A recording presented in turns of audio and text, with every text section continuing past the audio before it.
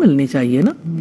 آپ اس جرم کی سزا بھی اس کو دے رہے ہیں کہ جس نے جرم نہیں کیا, تو نتیجہ کیا ہوگا کہ سب مجرم بن جائیں گے, سب کہیں گے کہ ہاں ٹھیک ہے. اور چوری کرنے والا جب اتنا کامیاب ہے تو لوگ بظاہر کامیابی کو دیکھتے ہیں, لوگ سمجھتے ہیں کہ بڑا سمارٹ ہے. آپ دیکھیں ہمارے جتنے انفارچونیٹلی آپ کچھ محکمے ہمارے ایسے ہیں جن کے بارے میں ہر کسی کو پتا ہے کہ اس محکمے میں جانے والا کوئی شخص بچے گا نہیں. مثال کے طور پر ہمارے اریگیشن میں جانے والے ہیں, واللہ عالم کتنے لوگ ٹھیک کام کرتے ہیں, اللہ تعالیٰ بہتر جانتا ہے. میں ان کے بارے میں یہاں پہ فتویٰ دینے کے لیے تو نہیں بیٹھی یا فیصلہ کرنے کے لیے, لیکن یہ کون نہیں جانتا کہ ہمارے اریگیشن ڈپارٹمنٹ میں کیا کچھ ہوتا ہے. اسی طرح سے ہمارے دوسرے محکمے ہیں, جیسے فرض کریں سڑکوں کے ٹھیکے ملتے ہیں, لوگ الال اعلان کہتے ہیں کہ ہم کیا کر سکتے ہیں کہ نیچے سے لے کے اوپر تک حصے مقرر ہے, پرسنٹیج مقرر ہے. کس چیز کی؟ یہ کیا ہے؟ اسے آپ کیا کہیں گے؟ غصب کہیں گے, خیانت کہیں گے, ڈاکہ کہیں گے؟ حکومت اس بارے میں کیوں خاموش ہوتی ہے؟ اداروں سے کام کروانے جائیں تو مجبوری بن گئی ہے. یعنی میں بہت سارے علماء سے بھی یہ بات پوچھتی رہتی ہوں کہ یہ کچھ ایسی چیزیں ہیں جن کو انہوں نے اپنی ایڈیشنل منی سمجھ لیا ہے کہ اگر کام کروانا ہے تو جو ہے وہ انور بنانے کے لیے ہم نے ایفرٹ کی. تو ہمیں سب لوگ یہ کہتے تھے کہ جس دن LDA سے اپروول لے کے آئیں گے نا بغیر رشوت کے تو پھر پتہ چلے گا. ہم نے کہا کہ سال بھی لگ جائیں تو ہم نے رشوت نہیں دینی. تو ہم نے بہت زیادہ سفر کیا اور ریئلی سبق سکھایا ہمیں اچھے طریقے سے. تقریباً 11 سے 12 سال وہ پروجیکٹ جو ایک سال میں مکمل ہو سکتا ہے اس کو 11 سے 12 سال لگ گئے. اور ابھی بھی خوف رہتا ہے کہ کوئی نیا جو ہے وہ معاملہ ہمارے خلاف نہ کھول دیا جائے, اور اگر حق پر ہیں. اور پھر یہ ہے کہ جیسے یہ سوال ہر وقت کیا جاتا ہے, لوگ بھی یہ سوال پوچھتے ہیں اگر آپ رشوت نہیں دیں گے, اگر آپ یہ اوپر کی اماؤنٹ نہیں دیں گے تو عدل ہونا ضروری ہے. عدل آپ کا جب تک انصاف کا نظام درست نہیں ہوتا, ظلم تو عدالتوں کے ذریعے سے ہوتا ہے نا. آپ ایک عام آدمی کو کہتے ہیں ظلم نہ کرو, اور عدالتوں سے ظلم کے فیصلے ہوتے رہیں گے اور ان مہینوں میں مقدس مہینوں میں ہوتے رہیں گے, تو کیا یہ حرمت پامال نہیں ہوگی؟ تو مجھے یہ بتائیے کہ کون سا جج یہ سمجھتا ہے کہ میں نے کبھی ظلم کیا, چاہے اس کے تھرو کتنے ہی ظالمانہ فیصلے ہوتے رہے. تو یہ باتیں بھی اپنی جگہ پہ امپورٹنٹ ہے. آج تو جو جتنا بڑا غاصب ہے اتنا زیادہ سمارٹ سمجھا جاتا ہے. جی بالکل ایسے ہی ہے کہ اسے جینے کا سلیقہ تھا. کل تک تو ایسا ہوتا تھا کہ لوگ ایسے لوگوں سے تعلقات نہیں رکھتے تھے. لوگوں کے رشتہ دار ہوتے تھے, لوگ شرم محسوس کرتے تھے, اس رشتہ داری کو ہائیڈ کر جاتے تھے, بتاتے نہیں تھے کہ فلاں اگر غاصب ہے یا فلاں اگر جو ہے وہ رشوت خور ہے یا فلاں اگر کوئی خیانت کار ہے تو اس سے ہمارا کوئی تعلق ہے. لوگ قطع برات کا اظہار کرتے تھے کہ ہمارا اس سے کوئی تعلق نہیں, لین دین ہی نہیں ہے. لیکن آج تو یہ ہے کہ فخر اس بات پہ محسوس کرتے ہیں کون کتنا بڑا غاصب ہے. تو ویلیوز کے حوالے سے دیکھیں, ویلیو کرائسس ہے نا سوسائٹی میں. تو ان مہینوں میں کم از کم یہ تو سوچنا چاہیے ہم کہاں کھڑے ہیں اور ہم نے جانا کہاں ہے. اللہ سبحانہ تعالیٰ کا ہمیں کیا میسج ہے اور ہم کہاں جا رہے ہیں, کس طرف جا رہے ہیں. تو مال کے بارے میں آپ دیکھیں, ہمارا دین تو ہمیں یہ کہتا ہے کہ اپنا مال بچاتے ہوئے, اس کی حفاظت کرتے ہوئے جو شخص قتل ہو جاتا ہے تو وہ شہید ہے. اچھا, تو اگر کوئی سچا تاجر ہے, اللہ سبحانہ تعالیٰ نے اپنے حبیب کی زبان سے کہلوایا اللہ کے عرش کے سائے تلے ہوگا جس دن کوئی سایہ نہیں ہوگا. سبحان اللہ, کتنی بڑی بات ہے کہ آپ سچائی کے ساتھ یہ کام کرو گے جس سے سوسائٹی میں خیر پھیلے گا, سوسائٹی کو نفع پہنچے گا, تو اس کا نفع آپ کے لیے دنیا میں بھی ہے اور آخرت میں بھی ہے. بالکل. تو اس کے لیے بنیادی طور پر نظام کے سم ٹائم آپ کو وہ نفع دنیا میں نہیں بھی نصیب ہو رہا اور بظاہر نظر نہیں بھی آ رہا, تو یہ تو مسلمان کا یقین ہے کہ آخرت میں تو انشاءاللہ اس کا نفع ہے ہی ہے. بالکل, کیوں نہیں. تو مالی طور پر جو بے ضابطگیاں ہیں اگر ہم اسے مختصراً دیکھنا چاہیں تو اللہ سبحانہ تعالیٰ نے اپنے نبی کے توسط سے ایجوکیٹ کروایا, مائنڈ سیٹ چینج کیا کہ آپ صرف دنیا میں ہاتھ نہیں کٹے گا, اللہ کے مجرم پھر بھی رہو گے, پھر بھی توبہ کرنی پڑے گی, اس لیے کہ آپ نے اللہ کی. اور پھر یہ ہے کہ یعنی کس طرح سے اللہ تعالیٰ کے آگے جواب دہی کا خوف پیدا کیا. تو آج بھی اسی تقوی کی ضرورت ہے, اسی خوف کی, اس کے لیے ایجوکیٹ کرنے کی, تعلیمی اداروں کے توسط سے بھی, گھر کے توسط سے بھی, کمیونٹی کی آرگنائزیشنز کے توسط سے بھی, اور مسجد کے توسط سے بھی. تو یہ چاروں طرف سے جب یعنی افراد کی اصلاح کے لیے کوشش ہوگی, اور پھر اسٹیٹ جسٹس کرے, اسٹیٹ اس کے اوپر اسٹیپ لے, رائٹ یعنی رائٹ ڈائریکشن میں سٹیپس لیں گے تو اللہ تعالیٰ کی مہربانی ہوگی انشاءاللہ. جزاک اللہ خیر استاذہ. سفینہ جی, میں آپ سے پوچھنا چاہتی ہوں, الحمدللہ آپ کا تعلق فیصل آباد سے ہے, اور ایک طویل عرصے سے اللہ تعالیٰ نے آپ کو اپنی کتاب کے علم سے جوڑا ہوا ہے, اور پھر میں نے آپ کو دیکھا کہ آپ نے بہت سارے علاقوں میں دعوت و تبلیغ کا کام بھی کیا, اور اب انشاءاللہ ہمیں امید ہے کہ جب آپ جرمنی چلی جائیں گی تو وہاں بھی دین کا مرکز قائم کریں گی انشاءاللہ. کیا فرق آتا ہے انسان کا ایک اللہ والی زندگی اور ایک کتاب کے بغیر والی زندگی میں؟ الحمدللہ فائزہ, قرآن آج مجھے وہ ساری چیزیں استاذہ کے ساتھ بیٹھ کے یاد آ رہی ہیں کہ جب الحمدللہ استاذہ نے قرآن کی دعوت دی تھی, فیصل آباد میں ایک سیشن ہوا تھا, تو استاذہ نے مقصد زندگی پہ بات کی تھی کہ ہمارا دنیا میں آنے کا ایک مقصد ہے, اور اتنے اچھے انداز میں سمجھایا تھا کہ ہر چیز کو اللہ تعالیٰ ڈال دی. اگر وہ سب اپنا مقصد پورا نہیں کر رہے تو ہم کیا کرتے ہیں, ہم اس کو ویسٹ کر دیتے ہیں. اگر ہم انسان بغیر مقصد کی زندگی بسر کر کے جائیں گے تو اللہ تعالیٰ ہمارے ساتھ کیا معاملہ کرے گی. اللہ اکبر. یہ جو بڑی فائزہ بات ہے, الحمدللہ 2009 سے لے کے آج تک یہ بات کبھی میرے ذہن سے نہیں نکلی. جب بھی الحمدللہ کوئی انسان ہے, جب بھی کوئی دین سے ہٹ کے کچھ ہونے لگتا ہے نا, اللہ تعالیٰ یہ بات میرے ذہن میں ڈال دیتی ہیں. سبحان اللہ. اور الحمدللہ رب العالمین اس آیت نے الذی خلق الموت والحیات لیبلوکم ایکم احسن عملا, یہ آیت الحمدللہ ہر وقت ایسے گونجتی ہے. بعض دفعہ فائزہ ایسا ہوتا ہے کہ میں کبھی صبح اٹھتی ہوں نا تو یہ آیت پڑھتی ہی اٹھ جاتی ہوں. استاذہ نے یہ بات الحمدللہ ایسے ہمارے اندر راسخ کر دی نا, آج تک بھولی نہیں ہے. اور اللہ تعالیٰ سے دعا یہی ہے کہ اللہ تعالیٰ جہاں بھی لے جائے, جس ملک میں لے جائے, یہ چیز ہمیشہ یاد رہے اور اس پر ہم سب عمل کرتے رہے. آمین آمین. بارک اللہ. ماشاءاللہ, بہت خوبصورت بات انہوں نے شیئر کی. الحمدللہ. عائشہ جی, قرآن نے آپ کی زندگی پہ بھی اثر ڈالا, کیا محسوس ہوتا ہے الحمدللہ؟ جی الحمدللہ باجی فائزہ, جب نظروں سے گزرے لیکن پڑھنے اور اس کو سمجھنے کا انداز نور نے سکھایا. میں استاذہ جی نے سکھایا کہ کیسے آپ نے دنیا میں رہ کے آخرت کے لیے جدوجہد کرنی ہے, اور آپ نے اپنے حصے کا کام کرنا ہے, اور کیسے اللہ کے نبی نے ایک جاہل معاشرے کو اتنا ایجوکیٹ کر دیا. اور آج اگر لوگ اپنی راہ بھول گئے ہیں تو ہم نے اپنی جدوجہد نہیں چھوڑنی. ہم نے اعمال دائیں ہاتھ میں آئیں گے جو جدوجہد کرنے والے ہوں گے. تو اب یہ چیز رکنے نہیں دیتی, بیٹھنے نہیں دیتی, اپنا راستہ کھوٹا نہیں کرنے دیتی, اور اس راستے پہ چلنے کے لیے حوصلہ اور امید ہمیشہ سے دل میں, یہ آخرت کے لیے جو جدوجہد ہے, جو حضرت آسیہ کا مشن تھا کہ اپنے لیے جنت میں ایک گھر بنوانا ہے, یہ لگن استاذہ جی نے ہمارے دل میں پیدا کی الحمدللہ. اور اب دوسروں کے لیے فکر ہونے لگی کہ خود ہی جہنم سے نہیں بچنا بلکہ اپنے اہل کو بھی بچانا ہے, لوگوں کو بھی بچانا ہے اس آگ سے جس کا ایندھن آگ پتھر ہے, انسان ہے. خود بھی بچنا ہے اور سب کو بچانا ہے. تو یہ لگن رات کو سونے نہیں دیتی. کبھی اس طرح نہیں ہوا تھا کہ دنیا کو دیکھنے کا نظریہ, ہم جی تھے, بس زندگی گزر رہی تھی, زندگی ہمیں گزار رہی تھی, جینا استاذہ نے سکھایا الحمدللہ. تو اب کہیں جائیں تو رب کی یاد نہیں بھولتی کہ ہم ایک مشن پہ ہیں. مشنری اپنے مشن کو کبھی نہیں بھولتا.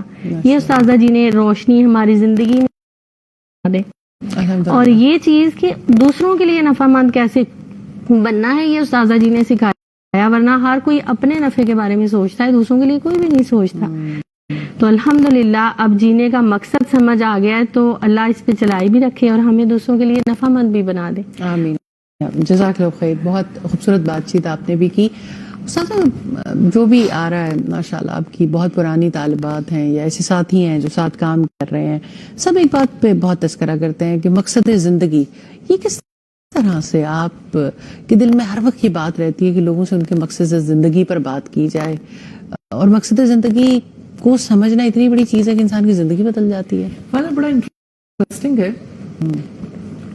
یہی آیت جو ابھی سفینہ بھی کہہ رہی تھی، خلق الموت والحیات لیبلوکم ایکم احسن عملا، کہ اللہ سبحانہ تعالیٰ نے موت اور زندگی کو بنایا ہی اس لیے تاکہ وہ یہ دیکھے، تمہیں آزمائے تم میں سے کون سب سے اچھا عمل کرنے والا ہے. تو ہر اچھے عمل کے لیے اس عمل کے پیچھے گول سیٹنگ ہوتی ہے نا، مقصد ہوتا ہے. جیسے اللہ سبحانہ تعالیٰ نے ہمیں بنایا تو ہماری زندگی کا مقصد بھی متعین کیا. مجھے بڑا اس بارے میں یعنی میرے اندر کھوج تھی کہ اللہ سبحانہ تعالیٰ نے پھر ہمارے مقصد کی بات کہاں کی. تو اتنی انٹرسٹنگ ریسرچ ہے. میں نے پھر قرآن کا اس اینگل سے مطالعہ کیا. سبحان اللہ. کہ میں قرآن مجید کو پڑھوں اور ہر رکوع میں سے دیکھوں کہ کہاں مقصد زندگی کی کیا بات ہے. تو آپ امیجن نہیں کر سکتے کہ قرآن مجید میں کتنے خزانے ہیں. اور میں نے قرآن مجید سے وہ جب موتی چنے الحمدللہ، تو یعنی آلموسٹ یعنی ہر رکوع میں مقصد زندگی کی بات ہمیں. اور ساتھ آپ کی ایک تفسیر بھی ہے، مختصر کتاب بھی ہے جس میں آپ نے سبیل النجات ہے نا، سبیل النجات کے تو نام اس میں جو 7 پوائنٹ مقصد زندگی کی بات ہے. لیکن یہ ہے کہ پورے قرآن سے، پورے قرآن ہر آیت اور ہر رکوع سے ماشاءاللہ، ہر رکوع سے الحمدللہ، اور دنیا سے ریسرچرز تو اس سے بہت فائدہ اٹھاتے جی ہیں. الحمدللہ. تو اس میں یہ کہ دیکھیے اگر کسی چیز کا کوئی مقصد نہیں ہے نا، یعنی اس کی تلاش سب سے زیادہ تو آپ کے اندر تھی کہ یہ کام آپ سے اللہ نے لے لیا. الحمدللہ. مجھے کیوں لگتا ہے کہ اللہ سبحانہ تعالیٰ کی کہی ہوئی جو بات ہے، اللہ سبحانہ تعالیٰ نے جو راستہ دکھایا ہے، ہر ایک چیز ایسی ہے جس میں غواصی کرنے کی ضرورت ہے. کہ آپ اندر اس کے اوپر پرت کھلتی چلی جاتی ہے اور آپ حیرت زدہ رہ جاتے ہیں کہ ہر جگہ وہی بات ملتی ہے، ہر جگہ وہی بات ملتی ہے. اللہ تعالیٰ قبول کریں ان تمام کوششوں کو. میں اپنے مہمانوں کا بہت شکریہ ادا کرنا چاہتی ہوں. عائشہ صاحبہ آپ کا بھی اور سفینہ آپ کا بھی اللہ تعالیٰ آپ کو اپنی خیر و برکت میں رکھے. انشاءاللہ بریک کے بعد کچھ اور مہمان جوائن کریں گے. ایک مختصر سے وقفے کے بعد دوبارہ حاضر ہوتے ہیں.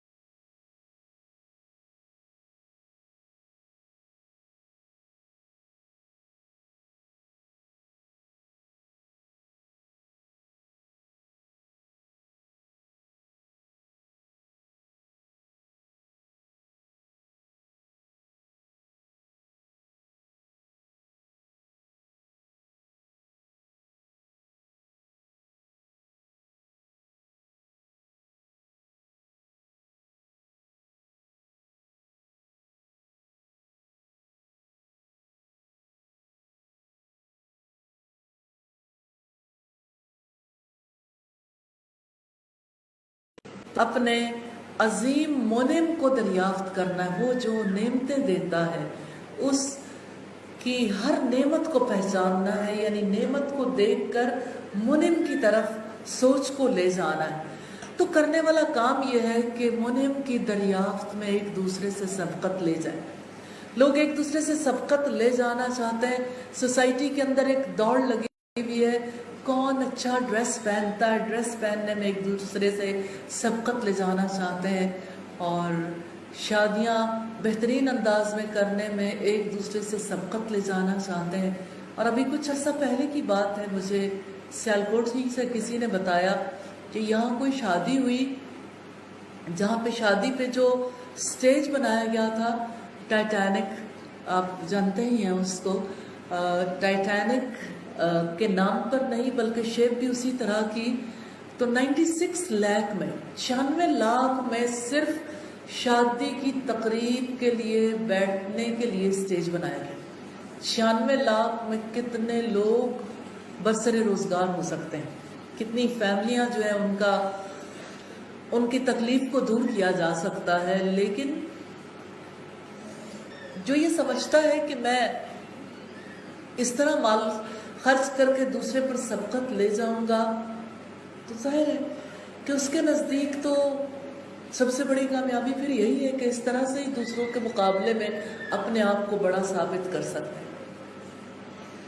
तो लौट आइए असल की तरफ, और असल यही है कि हकीकी मुनिम की नेमत को दरियाफ्त करने में सबकत ले जाना है, इस तरह कि अल्लाह ताला की नेमतों के एहसास से दिल भरा हुआ हो। और ये दिल तब भरता है जब इंसान सोचता है, गौर करता है, और रूह में शुक्र के सौते जारी हो जाए। यूं नए साल की आमद पर आपके लिए पॉइंट ऑफ रेफरेंस बन सकता है ये वक्त इंशाअल्लाह ताला। ये तजर्बा आपके लिए अल्लाह ताला की याद का हवाला बन सकता है। ऐसा हो सकता है कि आपकी जुबान से दुआई अल्फाज निकले, अल्लाह तो मेरा रब है, अल्लाहुम्मा अंता रब्बी। इंसान अपने रब को पहचानता है ना, तो रब को पुकारता है, फिर फरियाद करता है, अल्लाह तू मेरा रब है, तेरे सिवा कोई माबूद नहीं, तूने मुझे पैदा किया और मैं तेरे अहद और तेरे वादे पर कायम हूँ, जितनी मुझ में ताकत है।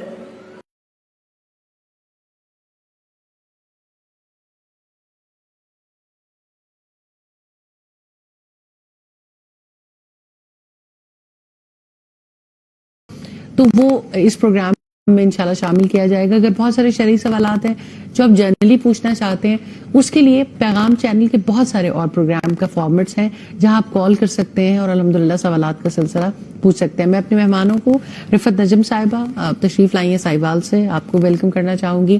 तंजीला नौरीन आप बुरेवाला से तशरीफ लाई हैं, आपको भी वेलकम करना चाहूंगी। बहुत अहम चीज़ों की तरफ जो है वो आपने तवज्जो दिलाई, जहाँ हम देखते हैं कि माल गज़ब करना एक बहुत कभी अमल है, और फिर उसके ऊपर आपने बहुत रोशनी भी डाली। हमारे सोसाइटी में पाक दामन औरतों के ऊपर बहतानबाजी या किसी को भी देख के उसके ऊपर बहतानबाजी करना बहुत आसान काम है, और सोशल मीडिया ने तो ये काम बहुत तेज कर दिया है ना। हर किसी के हाथ में अब माइक है, हर किसी के हाथ में कैमरा है, हर किसी के अपने ख्यालात हैं और अपने ख्यालात को कुछ भी किसी के बारे में कह सकता है। इन रवैयों के बारे में भी एक बात तो आपकी अहम है कि ताज़ीरात हम जहां भी देखेंगे, यानी इस्लामी ताज़ीरात का तस्करा तो आएगा, लेकिन ये इतने बेईमाना रवैये क्यों दोहराते हैं?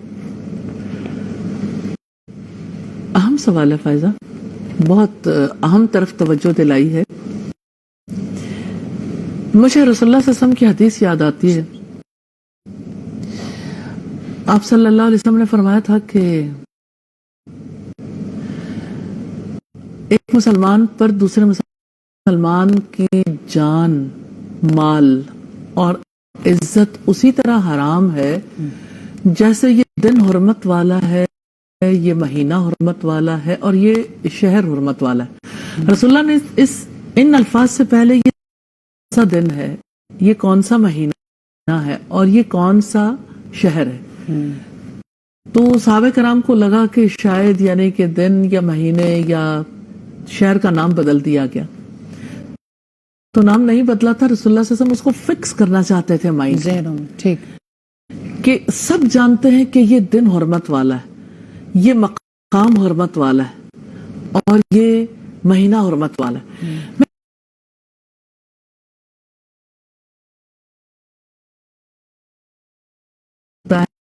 یا کوئی مہینہ یا کوئی مقام مقدس ہو سکتا ہے، ہاں اتنا ضرور ہے کہ اس علاقے کو مقدس سمجھتے ہیں جہاں حجاز کو، جہاں پہ اللہ کا گھر ہے یا مسجد نبوی ہے. لیکن جرم کرنے سے تو وہاں بھی باز نہیں آتے. تو تینوں چیزیں جو ہیں وہ بہت زیادہ امپورٹنٹ ہیں، جان، مال اور عزت. ہم نے بات کی مال کی اور عزت کی. مجھے ایسا فیل ہوتا ہے ہمیں جان کی ایک جو انسان کی جان ہے نا، اس کی وہ قدر و قیمت نہیں ہے. لوگ یعنی اتنی بڑی تعداد میں لوگ قتل ہو جاتے ہیں، لوگوں کا قتل کرنا آسان، اس قتل سے جان چھڑانوں کی قدر و قیمت کے حوالے سے یہ بات بڑی امپورٹنٹ ہے کہ یعنی انسان کو کیا مقام دیتے ہیں. کسی کا رنگ کا ہے تو اس کا وہ مقام نہیں، وہ ایسا ہے جو تھرڈ ورلڈ کنٹریز میں سے ہے تو اس کا وہ مقام نہیں جو فرسٹ ورلڈ کنٹریز کا ہے. تو رنگ، نسل، زبان، وطن، علاقہ کے رسول صلی اللہ علیہ وسلم نے فرمایا تھا کہ کسی عربی کو کسی اجمی پر، کسی سیاہ کو کسی سرخ پر، کسی گورے کو کسی کالے پر کوئی اہمیت حاصل نہیں ہے ماں سوائے تقوی کے. ان اکرمکم عند اللہ اتقاکم کہہ کر آپ نے توجہ دلائی کہ بے شک تم میں سب سے زیادہ عزت والا وہ ہے. ٹیبوز توڑ دیے نا، جس کی وجہ سے انسانی جان کی جو حرمت ہے وہ متاثر ہوتی، انسان کی قدر و قیمت متاثر ہوتی. تو آپ اگر دیکھیں تو یعنی دنیا میں کالے کی جان کی وہ قدر و قیمت نہیں ہے. دنیا میں تھرڈ ورلڈ کنٹری کے بندے کی وہ قدر و قیمت نہیں ہے. جیسے ہم آج کل دیکھتے ہیں مسلمانوں کی جان کی تو چیزوں کا یعنی ورلڈ وائڈ ان چیزوں کا تدارک ہونا چاہیے. اور میں سمجھتی ہوں اور لوگوں کو یہ سمجھنا چاہیے کہ یہ چیزیں اس کے اوپر ڈائلاگ ہونے چاہیے. ڈائلاگ یعنی انٹرفیتھ ڈائلاگ ہوتا ہے نا، تاکہ لوگ جو ہیں وہ مذہبی منافرت کا شکار ہیں تو قریب آ جائیں. تو مجھے ایسا فیل ہوتا ہے کہ اس پوائنٹ آف ویو سے بھی ڈائلاگ ہونے چاہیے، ہارمونائز کرنے کے لیے. اور پھر یہ ہے کہ جیسے سیمینارز ہونے چاہیے. جب آپ سوسائٹی کا مائنڈ سیٹ چینج کرنا چاہتے ہو نا، آج میڈیا وار ہے نا، میڈیا کے توسط سے کتنی چیزیں لوگوں کے سامنے رکھی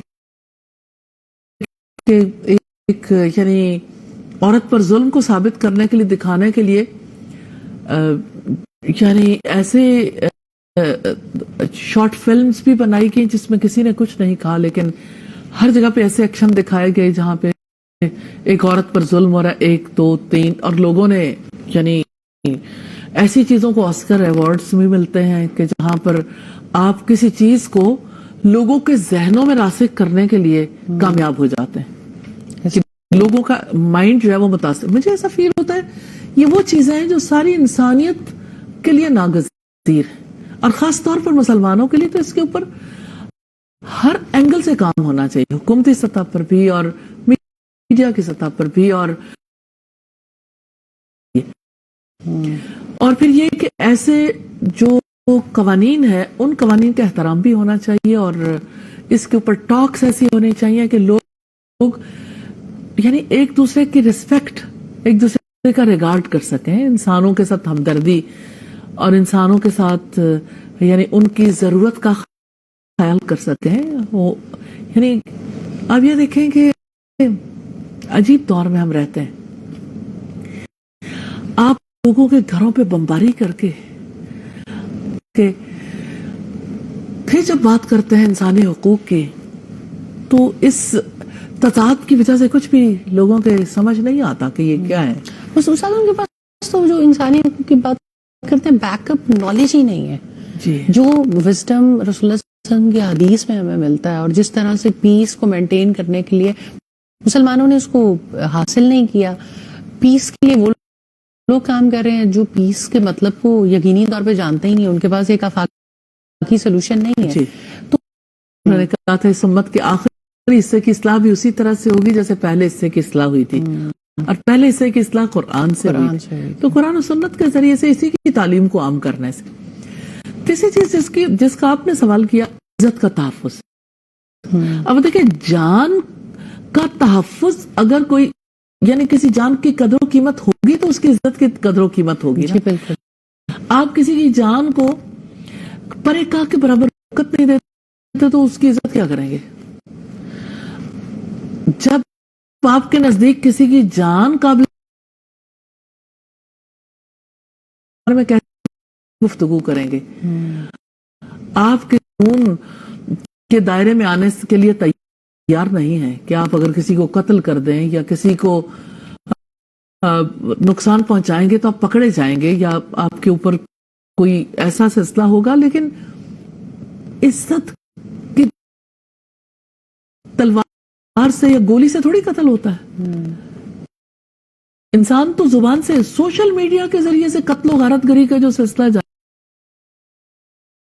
ہے, جس کو اور یہ چیز تو بہت ہمارے معاشرے میں دار آئی ہے. اتنا سائبر کرائم ہے, اتنا سائبر کرائم کہ آپ یعنی بلنگ, پہلے تو بلنگ ہوتی تھی نا, بچے اسکول جاتے تھے وہاں بلنگ ہوتی تھی. نظریات ہیں کسی دوسرے کے دوسرے نظریات ہیں, کوئی کسی نظریات بڑا انفارچونیٹ ہے اس میں دینی طبقہ بھی اتنا ہی شامل ہے. جی میرے خیال میں زیادہ شامل ہے, کیونکہ اللہ سبحانہ تعالیٰ نے یہ امانت تو ایمان اور اخلاق کی, میں سمجھتی ہوں زندگی کے سارے ہی فیلڈز کی, لیکن خاص طور پر ایمان اور اخلاق کی امانت علماء کے حوالے کی تھی نا کہ آپ اس کا تحفظ کرو. بالکل.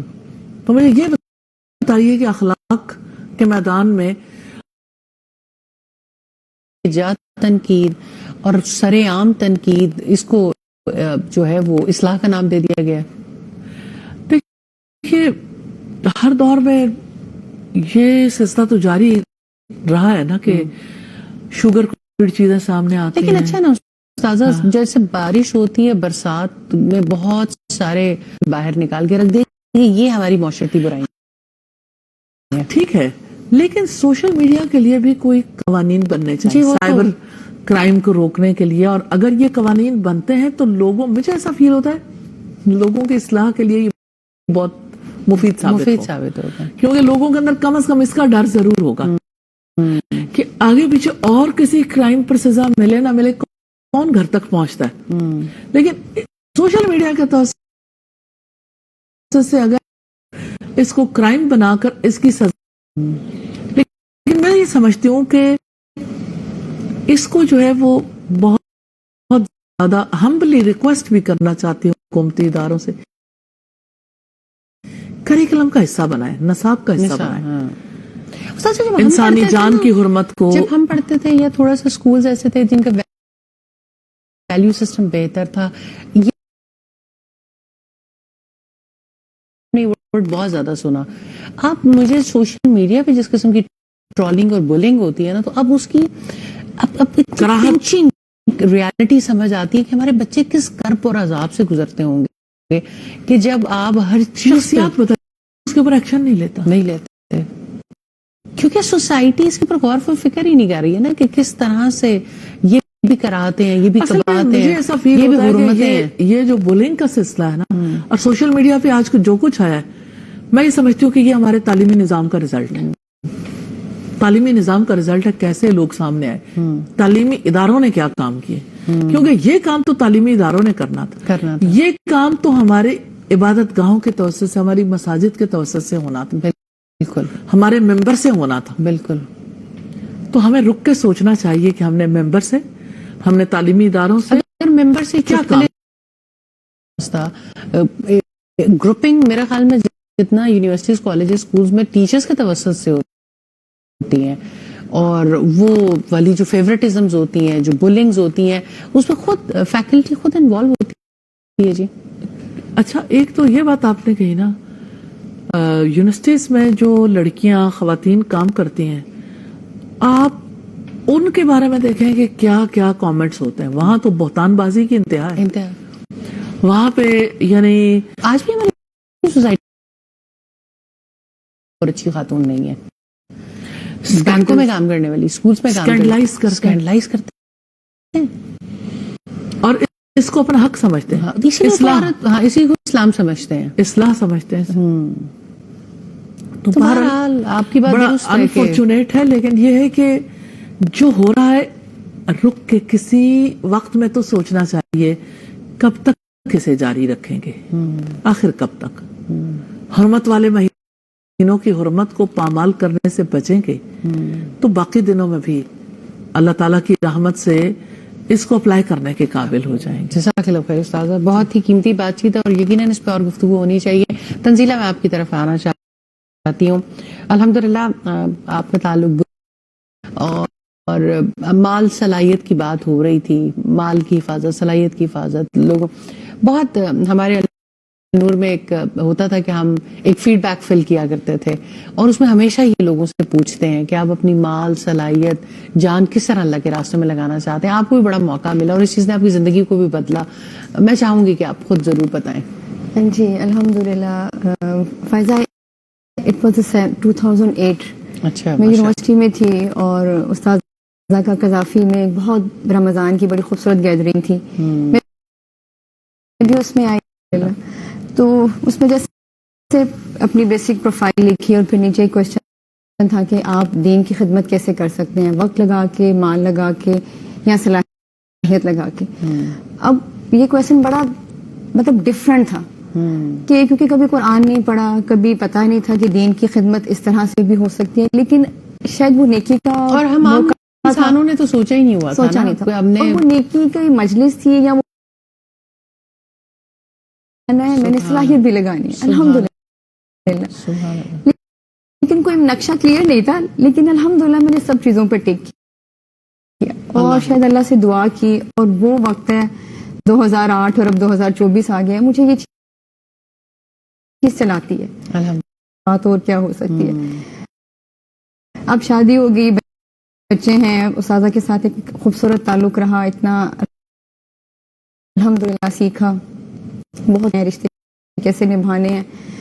اب بچے ہیں تو میں ان کو بھی یہ چیز سکھاتی ہوں، وقت ویسٹ نہیں کرنا بیٹا، ویلیو ہے، زندگی کی قدر ہے، اس کو ہم نے اللہ کی راہ میں کیسے لگانا ہے. کوئی چھوٹی ایکٹیویٹیز انہیں کرواؤں گی تو یہی ہوگا کہ یا اللہ ہمارا وقت، ہمارا مال، ہماری صلاحیت اللہ کی راہ میں لگ جائے. ابھی جیسے ہماری بات ہو رہی ہے بولنگ کی، تو اب یقین جانے اب جو جنریشن ہے نا، ہر بچہ کہتا ہے کہ بس یوٹیوبر بن جائیں. کوئی کانٹینٹ نہیں ہے، کوئی پتہ نہیں بات کیا کرنی ہے، اور بس جو دل چاہا جی موبائل پکڑا اور جی ویڈیوز بنانی. ٹینٹ تو ہو، ان کے پاس صلاحیتیں بھی ہیں، ان کے پاس وسائل بھی ہیں، اچھے سے اچھا موبائل بھی ہے. آپ نے بڑی اہم طرف توجہ دلائی ہے. ابھی جتنے بھی لوگ آئے انہوں نے یہ بات کہی کہ آپ نے مقصد زندگی پہ توجہ دلائی، آپ نے وقت، مال اور صلاحیت لگانے پہ تو ریچ آؤٹ بڑھانے کی ضرورت ہے کہ ان تک بھی بات جائے گی. آخر ان کے پاس کوئی تو سکل ہے نا. اگر یہ سکل اللہ کے لیے لگنا شروع ہو جائے تو جیسے اتنی زندگیاں بدلی اور نفع مند ہو گئے. اور استاذہ آپ اکثر ان کو انفلوئنسرز کو خطاب مطلب اپنی اس میں بھی بات ضرور کرتی ہیں ان کے بارے میں. مجھے لگتا ہے کہ اس قوم کے اندر پوٹینشیل بہت زیادہ ہے. جی اس میں کوئی شک نہیں. اور یہ نہیں ہے کہ ان کے اندر خیر نہیں ہے، خیر بھی بہت ہے، لیکن خود کو طرف ہے، راستہ کوئی نہیں. کیسے رستوں سے اور کہاں جائے فراز، یا ہجوم دوستاں ساتھ راستہ نہیں ملتا کہ کس راستے سے ہم یہ سیکھیں. انہیں یہ راستے تو آسان لگتے ہیں، ایک دوسرے سے سیکھتے رہتے ہیں، جو دیکھا کر لیا. 5 سال کا بچہ ہے جو میں اس کی مستقبل کے حوالے سے بہت پریشان ہوتی ہوں. اس بچے کو جو ہے وہ جس طرح سے 3-4 سال کا بچہ یہی آئیڈیلائز کرے جو تنزیلہ نے بات کی نا کہ بچہ آئیڈیلائز یہ کر رہا ہے کہ میں نے انفلوئنسر اور یوٹیوبر بننا ہے. جی یعنی تو یہ نہیں، یعنی یہ کوئی ٹین ایجرز یا بڑے لوگوں کی نہیں. بات نہیں رہ گئی، اب تو چھوٹے بچوں تک آ یہ گئی کہ بات بچے چلی. جو ہیں وہ کس طرح سے جی. اس سے متاثر جی ہو. استاذ ایک کالر ہے. السلام علیکم. وعلیکم السلام. جی میں یہ پوچھنا چاہتی ہوں کہ میں یو این سی سے اسٹوڈنٹ ہوں یو این سی کی، اور میں فل کر رہی ہوں اور میری ریسرچ اسٹارٹ ہوئی ہے ابھی. تو میں نا ریسرچ میں اسلامک ٹاپک لینا چاہ رہی ہوں جس پہ اسلام میں نے زیادہ پڑھا اور پریکٹس کی، اور میں نے انور سے آن لائن کورسز لیے تو میرے میں کافی چینجنگ آئی. تو میری یہ انٹینشن ہے کہ میں اس طرح ریسرچ کروں کہ جو اسٹوڈنٹ ہیں اور وہ جب اسلام پریکٹس کرتے ہیں اور جب ان کے اپنے اندر کیا چینجنگ آتی ہے. تو میری انٹینشن یہ ہے، اور میں نے اپنے یونیورسٹی میں بھی ڈسکس کیا اپنے سپروائزر سے، تو انہوں نے مجھے پرمیشن دی ہے اور پرمیشن لیٹر بھی سائن کیا ہے. اور میں آپ النور انسٹیٹیوٹ بھی گئی تھی، ان سے یہ سب ڈسکس کیا ہے. تو مجھے ان سے اس سے ریلیٹڈ ان سے مشورہ چاہیے کہ مجھے آپ کی فیلڈ کیا؟ جی بارک اللہ. جی جزاک اللہ. استاد ایم فل ایجوکیشن میں اور ریسرچ کرنا چاہتی ہیں اور اس میں رہنمائی چاہتی ہیں آپ سے. مجھے لگتا ہے کہ کوئی pre test post test experimental research کر لیں، اس کا زیادہ فائدہ رہے گا. کیونکہ باقی ریسرچ جو ہے نا وہ ایز اٹ از، جیسے لوگوں سے سروے ریسرچ کر لیں تو شاید کیریکٹر بلڈنگ کے حوالے سے جو کچھ آپ چاہتی ہیں کہ آپ کو پتا چلے، تو یہ تھوڑا لانگ ٹرم ریسرچ ہوگی. نیچرلی یعنی جو چینج آتی ہے وہ اتنی تیزی کے ساتھ نہیں آتی، لیکن آپ اپنے اس کے لحاظ سے یعنی فیصلہ کر سکتی ہیں.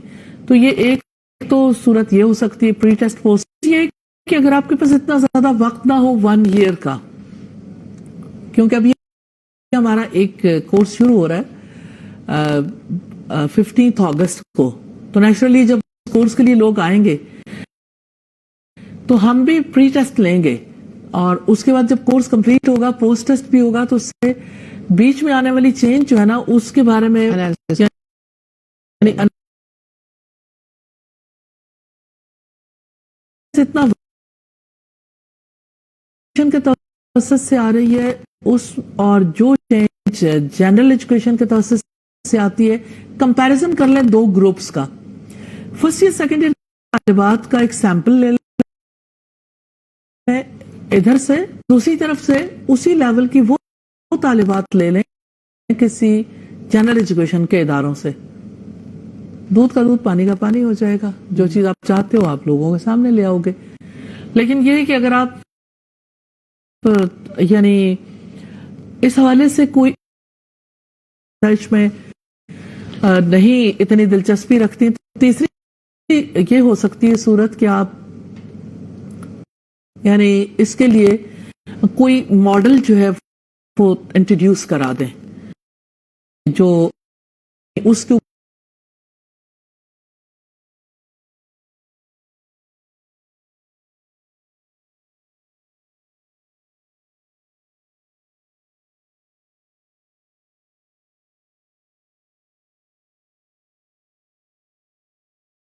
تین میں نے باتیں کر دی. ویسے ہمارا پروگرام تو نیچرلی اور تھا، تو لیکن یہ بہت خوبصورت آپ نے اس طرف توجہ دلائی ہے.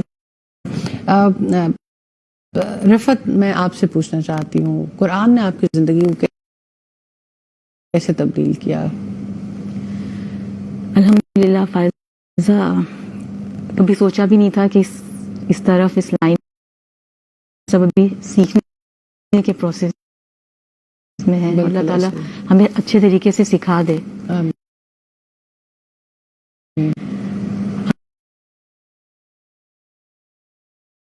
کچھ کر لوں گی. اور قرآن پڑھنا مجھے اس وقت تو بہت مشکل لگتا تھا، لیکن کچھ زندگی میں کچھ ایسے واقعات آئے، کچھ ایسا ہوا کہ جیسے میں نے سب سے پہلے جب ساہیوال میں النور کا پہلا جو دورہ قرآن ہوا تھا، الحمدللہ الحمدللہ وہ میں نے اٹینڈ کیا. پھر اس کے بعد کچھ ایسے بچے بھی ہو رہے تھے اس دوران, کچھ کہہ پایا. پھر اس کے بعد یہ ہوا کہ میری والدہ کا انتقال ہوا. والدہ کے انتقال پہ میں نے اس وقت بیٹھ کے سوچ لیا تھا کہ میں اپنی والدہ کے لیے صدقہ جاریہ بنوں گی. سبحان اللہ, ماشاءاللہ. وہ میری زندگی کا ٹرن پوائنٹ تھا. اور اس کے بعد سے اتارنا یہ مطلب اس طرح کرتی تھی, تو ان کی باتیں اتنی اچھی نہیں لگا کرتی تھی کہ پتہ نہیں کیا امی کو ہر وقت اس طرح سے رہتا ہے کہ دیکھا ہاں وہ کرتی ہیں, بوس کرتی ہیں. تو اس کے بعد بس اس دن عہد کر لیا تھا اور پھر قرآن کو باقاعدہ طور پہ پھر سیکھنا شروع کیا. جیسے ہی میں کراچی سے واپس آئی میں نے آتی سب سے پہلے النور میں ایڈمیشن لیا. سبحان اللہ. پھر یہ سلسلہ چلتا رہا. اس دوران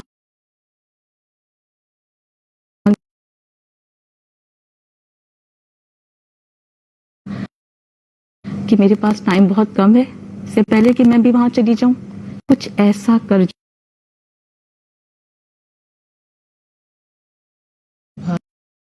تو میں نے بہت دعائیں کی.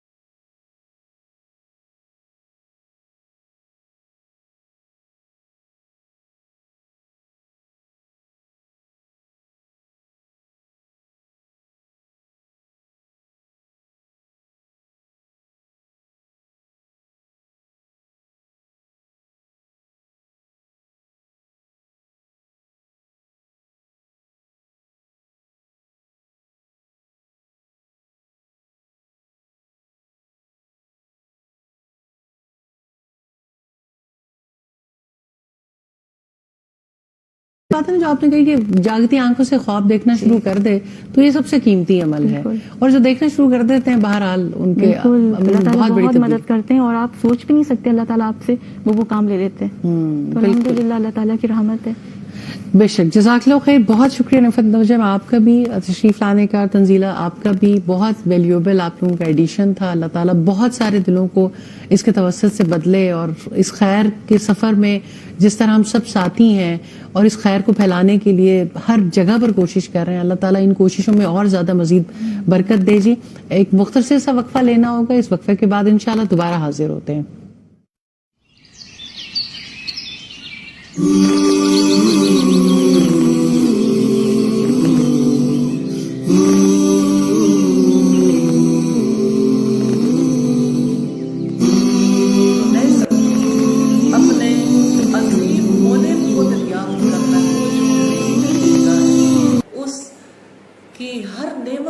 یعنی نعمت کو دیکھ کر منعم کی طرف سوچ کو لے جانا ہے.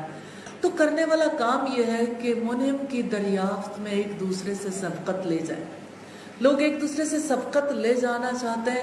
سوسائٹی کے اندر ایک دوڑ لگی ہوئی ہے, کون اچھا ڈریس پہنتا ہے, ڈریس پہننے میں ایک دوسرے سے سبقت لے جانا چاہتے ہیں, اور شادیاں بہترین انداز میں کرنے میں ایک دوسرے سے سبقت لے جانا چاہتے ہیں.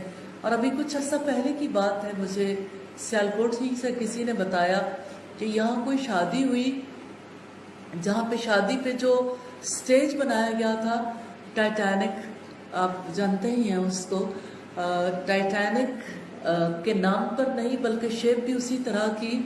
تو 96 لاکھ میں 96 لاکھ میں صرف شادی کی تقریب کے لیے بیٹھنے کے لیے سٹیج بنایا گیا. 96 لاکھ میں کتنے لوگ برسر روزگار ہو سکتے ہیں, کتنی فیملیاں جو ہیں ان کی تکلیف کو دور کیا جا سکتا ہے. لیکن جو یہ سمجھتا ہے کہ میں اس طرح مال خرچ کر کے دوسرے پر سبقت لے جاؤں گا تو ظاہر ہے کہ اس کے نزدیک تو سب سے بڑی کامیابی پھر یہی ہے کہ اس طرح سے ہی دوسروں کے مقابلے میں اپنے آپ کو بڑا ثابت کر سکتے ہیں۔ تو لوٹ آئیے اصل کی طرف، اور اصل یہی ہے کہ حقیقی منعم کی نعمت کو دریافت کرنے میں سبقت لے جانا ہے، اس طرح کہ اللہ تعالیٰ کی نعمتوں کے احساس سے دل بھرا ہوا ہو۔ اور یہ دل تب بھرتا ہے جب انسان سوچتا ہے، غور کرتا ہے، اور روح میں شکر کے سوتے جاری ہو جائیں۔ یوں نئے سال کی آمد پر آپ کے لیے پوائنٹ آف ریفرنس بن سکتا ہے یہ وقت انشاءاللہ تعالی۔ یہ تجربہ آپ کے لیے اللہ تعالیٰ کی یاد کا حوالہ بن سکتا ہے۔ ایسا ہو سکتا ہے کہ آپ کی زبان سے دعائیہ الفاظ نکلیں، اے اللہ تو میرا رب ہے، اللہم انت ربی۔ انسان اپنے رب کو پہچانتا ہے نا تو رب کو پکارتا ہے، پھر فریاد کرتا ہے، اے اللہ تو میرا رب ہے، تیرے سوا کوئی معبود نہیں، تو نے مجھے پیدا کیا اور میں تیرے عہد اور تیرے وعدے پر قائم ہوں، جتنی مجھ میں طاقت ہے میں تیری پناہ لیتا ہوں ہر برائی سے جو میں نے کی۔ تو نئے سال کی آمد پر اپنے عظیم منعم کو دریافت کرنا ہے، وہ جو نعمتیں دیتا ہے اس کی ہر نعمت کو پہچاننا ہے، یعنی نعمت کو دیکھ کر منعم کی طرف سوچ کو لے جانا ہے۔ تو کرنے والا کام یہ ہے کہ منعم کی دریافت میں ایک دوسرے سے سبقت لے جائیں۔ لوگ ایک دوسرے سے سبقت لے جانا چاہتے ہیں۔ سوسائٹی کے اندر ایک دوڑ لگی ہوئی ہے، کون اچھا ڈریس پہنتا ہے، ڈریس پہننے میں ایک دوسرے سے سبقت لے جانا چاہتے ہیں، اور شادیاں بہترین انداز میں کرنے میں ایک دوسرے سے سبقت لے جانا چاہتے ہیں۔ اور ابھی کچھ عرصہ پہلے کی بات ہے، مجھے سیالکوٹ سے کسی نے بتایا کہ یہاں کوئی شادی ہوئی جہاں پہ شادی پہ جو سٹیج بنایا گیا تھا ٹائٹینک، آپ جانتے ہی ہیں اس کو، ٹائٹینک کے نام پر نہیں بلکہ شیپ بھی اسی طرح کی، تو 96 لاکھ میں 96 لاکھ میں صرف شادی کی تقریب کے لیے بیٹھنے کے لیے سٹیج بنایا گیا۔ 96 لاکھ میں کتنے لوگ برسر روزگار ہو سکتے ہیں، کتنی فیملیاں جو ہے ان کی تکلیف کو دور کیا جا سکتا ہے۔ لیکن جو یہ سمجھتا ہے کہ میں اس طرح مال خرچ کر کے دوسرے پر سبقت لے جاؤں گا تو ظاہر ہے کہ اس کے نزدیک تو سب سے بڑی کامیابی پھر یہی ہے کہ اس طرح سے ہی دوسروں کے مقابلے میں اپنے آپ کو بڑا ثابت کر سکتے ہیں۔ تو لوٹ آئیے اصل کی طرف، اور اصل یہی ہے کہ حقیقی منعم کی نعمت کو دریافت کرنے میں سبقت لے جانا ہے، اس طرح کہ اللہ تعالیٰ کی نعمتوں کے احساس سے دل بھرا ہوا ہو۔ اور یہ دل تب بھرتا ہے جب انسان سوچتا ہے، غور کرتا ہے، اور روح میں شکر کے سوتے جاری ہو جائیں۔ یوں نئے سال کی آمد پر آپ کے لیے پوائنٹ آف ریفرنس بن سکتا ہے یہ وقت انشاءاللہ تعالی۔ یہ تجربہ آپ کے لیے اللہ تعالیٰ کی یاد کا حوالہ بن سکتا ہے۔ ایسا ہو سکتا ہے کہ آپ کی زبان سے دعائیہ الفاظ نکلیں، اے اللہ تو میرا رب ہے، اللہم انت ربی۔ انسان اپنے رب کو پہچانتا ہے نا تو رب کو پکارتا ہے، پھر فریاد کرتا ہے، اے اللہ تو میرا رب ہے، تیرے سوا کوئی معبود نہیں، تو نے مجھے پیدا کیا اور میں تیرے عہد اور تیرے وعدے پر قائم ہوں، جتنی مجھ میں طاقت ہے میں تیری پناہ لیتا ہوں ہر برائی سے جو میں نے کی۔ تو نئے سال کی آمد پر اپنے عظیم منعم کو دریافت کرنا ہے، وہ جو نعمتیں دیتا ہے اس کی ہر نعمت کو پہچاننا ہے، یعنی نعمت کو دیکھ کر منعم کی طرف سوچ کو لے جانا ہے۔ تو کرنے والا کام یہ ہے کہ منعم کی دریافت میں ایک دوسرے سے سبقت لے جائیں۔ لوگ ایک دوسرے سے سبقت لے جانا چاہتے ہیں۔ سوسائٹی کے اندر ایک دوڑ لگی ہوئی ہے، کون اچھا ڈریس پہنتا ہے، ڈریس پہننے میں ایک دوسرے سے سبقت لے جانا چاہتے ہیں، اور شادیاں بہترین انداز میں کرنے میں ایک دوسرے سے سبقت لے جانا چاہتے ہیں۔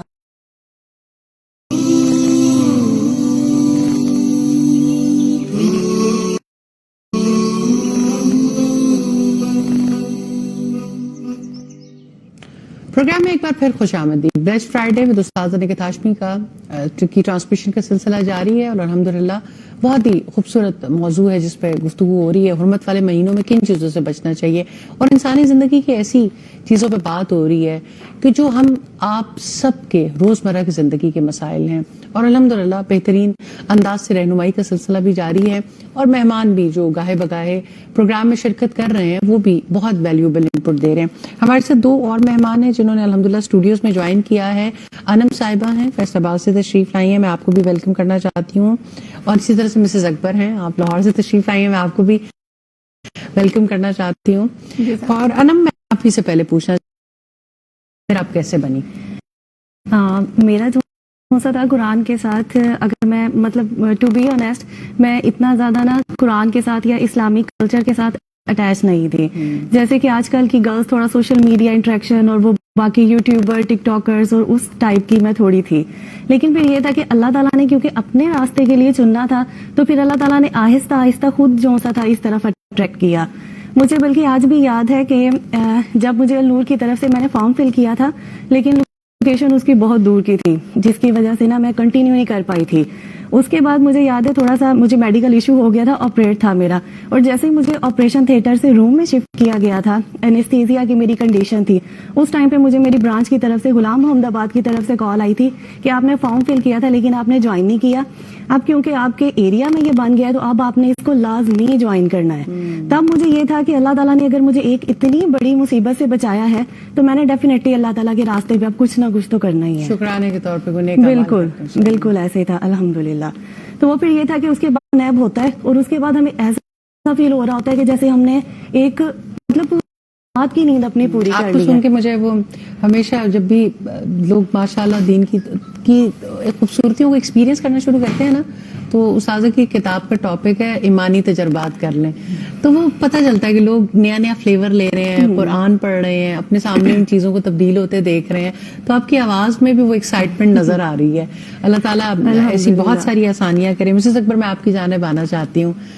میں نے ہمیشہ آپ کو دیکھا ہے کہ اللہ تعالیٰ نے بہت ساری اللہ تعالیٰ کی ایسی کرم نوازی ہے, مالی آسودگی بھی ہے, ماحول بھی فرق ہے, لیکن آپ اپنے ایک دل میں آپ کی تڑپ ضرور رہتی ہے اپنے بچوں کے عقیدے کی اصلاح کے لیے, ان کی رویوں کی اصلاح کے لیے, وہ زندگی کے مقصد کو سمجھیں. گو کہ انسان کامیاب تو وقت کے ساتھ ساتھ ہی ہوتا ہے. کیا چیز ہے جو آپ کو کچھ نہ کچھ خیر تلاش کرنے پہ رکھتی ہے کہ آپ خیر کی تلاش میں نکلی رہتی ہیں کہیں نہ کہیں, یا خیر کی تلاش میں رہتی ہیں, کھوج میں رہتی ہیں؟ بسم اللہ الرحمن الرحیم. میں زیادہ موٹیویٹ استاذہ جی سے ہوتی ہوں, ساتھ آپ کے ساتھ گپ شپ ہوتی رہتی ہے تو سمجھتی رہتی ہوں, سیکھتی رہتی ہوں, تو کوشش کرتی ہوں کہ کچھ نہ کچھ میرے بچوں کے کانوں میں بھی پڑتا رہے الحمدللہ. اور یہی کوشش ہوتی ہے کہ دنیا میں نہیں رہ جانا, انسان نے مرنا ہے اور اللہ کو بھی جواب دینا ہے. تو مجھے ہوتا ہے کہ کہ مجھے جیسے میں اپنے آپ کو جج کرتی ہوں تو مجھے فیل ہوتا ہے کہ میں نہ اچھی ماں بن سکی, نہ اچھی بہن, نہ اچھی بیٹی. تو مجھے بس ہمیشہ ہوتا ہے کہ اب تھوڑی سی لائف جو بھی رہ گئی ہے میں کچھ نہ کچھ ایسا کر جاؤں کہ میرے بچے جو ہے نا ہمارے لیے صدقہ جاریہ بن جائیں اور میں اپنے پیرنٹس کے لیے صدقہ جاریہ بن جاؤں اور کچھ نہ کچھ اللہ ہم سے دین کا کام لے لے. بس. اور یہ جو جائزہ لینا نا, یہ اس کا بڑا اسلام میں بھی درجہ ہے جی. دل کی عبادت ہے کہ انسان اپنے اعمال کا جس مرضی زندگی کی سٹیج پہ ہو یہ جائزہ لیتا رہے. اور اللہ تعالیٰ نے تو اسلام رکھا ہی ایسا خوبصورت دین ہے کہ انسان کسی بھی جگہ پہ کھڑا ہے وہاں سے بس ایک بار توبہ کر لے. اور جیسے سورہ الحشر میں آتا نا وَلْتَنْظُرْ نَفْسٌ مَا قَدَّمَتْ لِغَدٍ, ہر شخص پر یہ لازم ہے وہ ضرور دیکھے کہ اس نے آنے والے کل کے لیے کیا کیا. تو وہ جیسے کہہ رہی ہے کہ میں چاہتی ہوں کہ میں اپنے والدین کے لیے صدقہ جاریہ بنوں اور اپنی آگے والی زندگی کے لیے کچھ کر جاؤں. اولاد کو اللہ تعالیٰ آپ کو اس پہ کامیاب کرے جو ہم سب کو کامیاب کریں کہ ہم اپنے آنے والے وقت کے لیے کچھ جمع کرنے کے قابل ہو جائیں.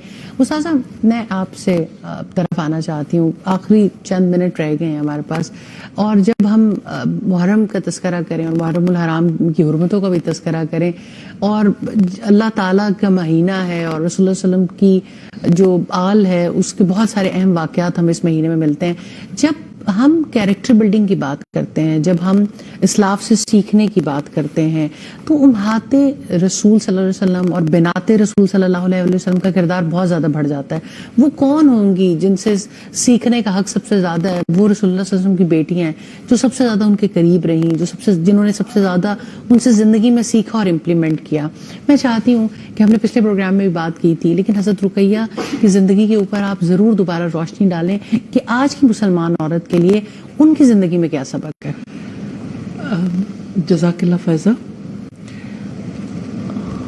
مجھے رسول اللہ صلی اللہ علیہ وسلم کی بیٹیوں سے بہت زیادہ محبت ہے، اور میں اللہ تعالیٰ سے دعا کرتی ہوں اللہ تعالیٰ مجھے اس محبت میں اور آگے بڑھا دے.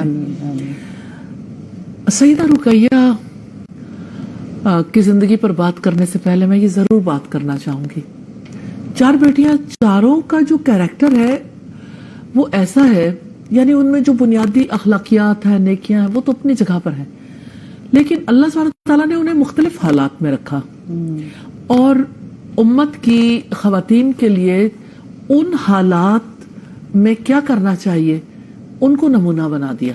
مثال کے طور پر جیسے سیدہ زینب کو ہم نے دیکھا کس طرح سے وہ یعنی بالکل اپوزٹ ماحول میں رہ کے اتنی زیادہ تکالیف برداشت کرنے کے باوجود قید کسی زندگی گزار کے مکہ میں مدینہ میں آ کے پھر بھی حوصلہ ظرف کتنا بڑا ہے کہ اپنے شوہر کے لیے اپنی سب سے قیمتی متاع، سب سے قیمتی ہار ان کی رہائی کے لیے پیش کرتی. ابھی شوہر مسلمان نہیں ہے، حضرت خدیجہ کا ہار تھا، ماں کی نشانی، ماں سے محبت بھی بہت ہے.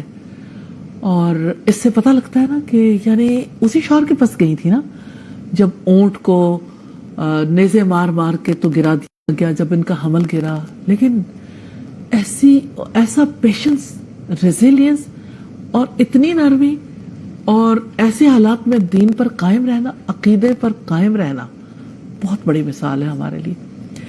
ہم باقی بیٹیوں میں سے اگر حضرت رقیہ کو دیکھنا چاہیں تو حضرت رقیہ کی زندگی اس اعتبار سے مثالی ہو جاتی ہے کہ ایک بار ابو لہب کی بہو بنی، پھر طلاق ہوئی.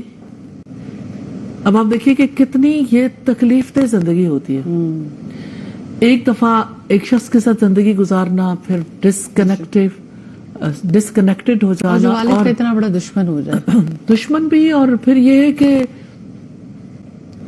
ایسے میں کہ جہاں پہ یعنی اپنی ویلیوز پر اور اپنے بلیف پر اور جو کچھ یعنی جس پر ایمان لائی پورا یقین بھی ہے، لیکن پھر بھی وہ چیز آپ کے اندر پھانس کی طرح اٹکتی ضرور ہے کسی وقت پہ، کیونکہ گھر قریب تھے. آپ دیکھیں نا، نیبرہڈ ہے اور نیکسٹ ڈور نیبر ہے، اور پھر یہ ہے کہ خاندانی نظام بڑا مستحکم تھا. اور پھر یہ کہ آپ جانتے ہو کہ جب کبھی کسی لڑکی کو طلاق ہو جاتی ہے تو اس کے اندر کتنے عیب نکالے جاتے ہیں. سوسائٹیز کا فرق تو ہے، لیکن بہرحال اب ہم ایسی بچی کو جو طلاق یافتہ ہے وہ جس وقت دوسری شادی کرتی ہے تو کتنی خوشگوار زندگی ہے. یعنی 2 ایسے رات اور دن کا فرق ہے اور دونوں جگہ پہ بیلنس ہے. اچھا، حضرت رقیہ کے حوالے سے ہم دیکھتے ہیں نبوت سے 7 سال پہلے تقریباً پیدا ہوئی اور 7 سال کی تھیں جب رسول اللہ صلی اللہ علیہ وسلم کو اللہ سبحانہ تعالیٰ نے رسالت سے نوازا. اب آپ دیکھیے کہ اس دور میں وہ ایمان لائی، یقین اتنا تھا، اور اپنی دوستوں کی بولنگ بھی برداشت کرتی نہیں. یعنی ایک طرف درہ ہے، دوسری طرف کلثوم بن عقبہ بن ابی معیط ہے، اور پھر یہ کہ کزن ہے، ہاں ہند ہے، اور پھر ام ہانی. ان کے درمیان رہتے ہوئے اپنی اس چیز کے اوپر قائم رہنا. اب 13 سال یہاں پہ گزارے ہیں، لیکن ان 13 سالوں میں جو اپس اینڈ ڈاؤنز آئے میں ضرور سامنے رکھوں گی. جی بالکل. کہ حبشہ کی طرف ہجرت کی ایک بار اپنے دوسرے شوہر کے ساتھ، یعنی سیدنا عثمان کے ساتھ ان کا نکاح ہوا، رخصتی ہوئی، بہت خوشگوار زندگی گزاری. یعنی ایک آئیڈیل کپل ہمیں نظر آتا ہے، ایک دوسرے کی ریسپیکٹ، ریگارڈ، ایک دوسرے سے محبت، خاندانی ویلیوز کس طرح سے انہوں نے اسٹیبلش کی. ایک جگہ बिल्कुल ऑपोजिट वैल्यूज थी। अब यहाँ बिल्कुल ऑपोजिट वैल्यूज इंसान है। की आजमाइश है वो, किसी भी हालात में हो। हमारे देखिए, यहाँ तो एक है वो बात अपनी जगह आजमाइश है, लेकिन देखिए आपके रोल प्ले वहां पर बिल्कुल नाकामी तो नहीं थी, लेकिन नाकाम कर उन्होंने यहाँ अपना पर रोल इतनी प्ले करने की कामयाब, कोशिश की। यहाँ पर इतनी कामयाब जिंदगी गुजारी माशाल्लाह कि वही शौहर है, यानी उन्होंने भी वफा का हक अदा कर दिया। और फिर आप देखें कि रसूलुल्लाह की यही बेटी थी जिनके यहाँ अब्दुल्ला की पैदाइश हुई, फिर उनकी वफात का तज़किरा हमें मिलता है, किस तरह से जानकनी का आलम था और किस तरह रसूलुल्लाह को ये बुलाती रही और आप सल्लल्लाहु अलैहि वसल्लम नहीं आ पा रहे थे। तो यानी आप अंदाजा कर सकते हैं अपनी औलाद से मोहब्बत का भी, अपने शौहर से मोहब्बत का भी। और फिर एक बार हिजरत अबशाई, दूसरी बार फिर ये मदीना हिजरत करके आई, लेकिन वहां ज्यादा देर सरवाइव नहीं कर सकी। वहां पे यानी गज़वा बदर 2 हिजरी में हुआ, तब इनकी वफात हुई थी। नबी सल्लल्लाहु अलैहि वसल्लम भी गज़वे में ही थे, हजरत उस्मान की ड्यूटी लगी थी कि वो अपनी वाइफ को संभालेंगे।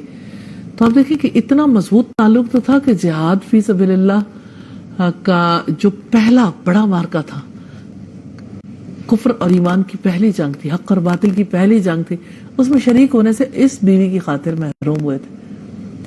तो इससे इस्लाम का यानी टूवर्ड्स फैमिली जो ओपिनियन है और जो मिजाज है उसका भी पता चलता है कि किस तरह से आपने अहले खानदान की हिफाजत करनी है और उनका ख्याल रखना है।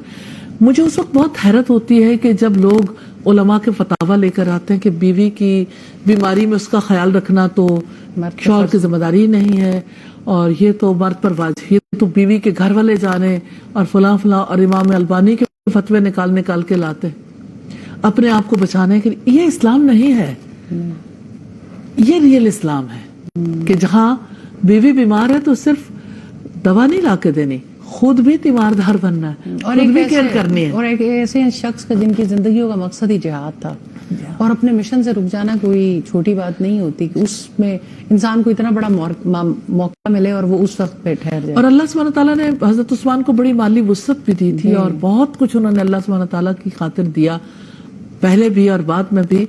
तो मुझे सईदा रुकैया की जिंदगी में बहुत हम्बलनेस भी नजर आती है, खानदानी वैल्यूज को लेके चलना भी, और फिर यह है कि वफा और हया, यानी हजरत उस्मान की हया जो है वो, उसके बारे में रसूलुल्लाह ने फरमाया कि फरिश्ते भी उनसे हया करते हैं।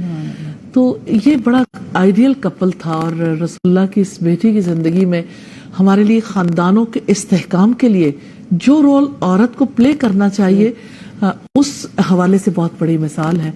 और जिंदगी में कितना बड़ा ही हादसा हो जाए, यानी तलाक जैसा हादसा भी हो, तब भी औरत अपना यानी रोल नहीं छोड़ेगी और अपने काम पर किसी पिछली सोच को असरअंदाज नहीं होने देगी, नेगेटिवली वायर्ड नहीं होती थी।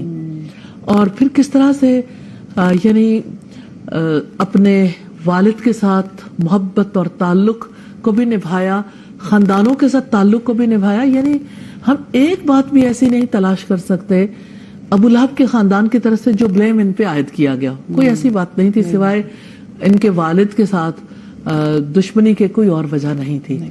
और फिर आप देखिए कि अल्लाह सुब्हानहू तआला ने कितना बेहतरीन बदल दिया, अपने शौहर के साथ उन्होंने कैसे वफा वाली जिंदगी निभाई और आखिरी वक्त तक किस तरह से उनको जिस वक्त गुस्ल दिया गया था उसके लिए इंस्ट्रक्शंस देते रहे कि इनको अब ऐसे नहला दो और इस तरह से कफन पहना दो।